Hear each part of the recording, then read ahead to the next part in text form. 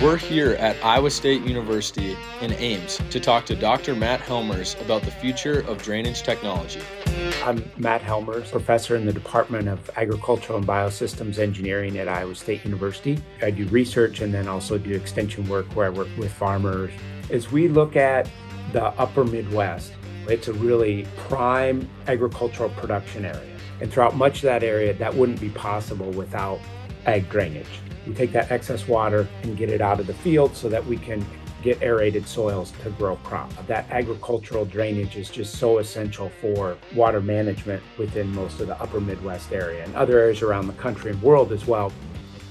How does drainage increase crop production and to what extent? In a lot of the upper Midwest, we get big rainfall events, and that'll saturate the soil so that we don't have air in the soil and we have it waterlogged up to the surface of the soil. So what the drainage does is it, by gravity, takes some of that water out so that we get air back in that soil for the roots so that we don't waterlog and kill that crop. We're not taking out water that the plant uses, we're taking out excess water that would negatively impact the crop.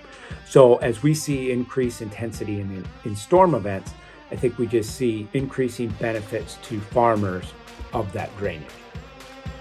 Tell us a little bit about the future of drainage and maybe some cool new technologies and ideas that are going on. In many ways, it's a really exciting time in drainage.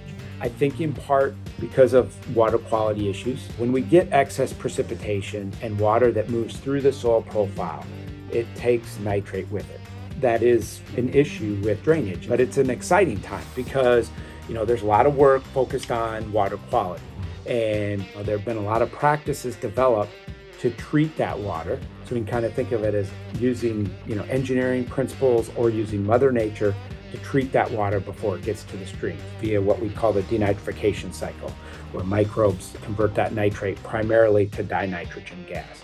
There's a few practices we can use: wetlands and multi-purpose oxbows and drainage water recycling. At the field scale, maybe 50 to 100 acres, we could route that water through a wood chip trench, a carbon media trench, and convert it from nitrate to primarily dinitrogen gas. And then thinking about kind of the resilient landscape. So some of the projections are for wetter springs and drier summers. That is a case where we need the drainage, right? We need the drainage in the spring, maybe even more than we do now. But the summers, if they get dry, are not good for crop production, right? So what if we stored that water? We route that water that we lose in the spring through the drainage system and store it and use that for supplemental irrigation in the field. So that's an area that we're really looking at a lot from a research standpoint and kind of integrates kind of total water management in a way. We need the drainage when it gets too wet, but let's store that water and put it back on in the field. In a sense, it creates that resilient landscape that we can respond to both wet and dry conditions to produce high quantities of crop. That's pretty neat. Yeah. As outdoorsman and conservationist, to hear some of this stuff, it's pretty cool. Yeah. Pretty exciting.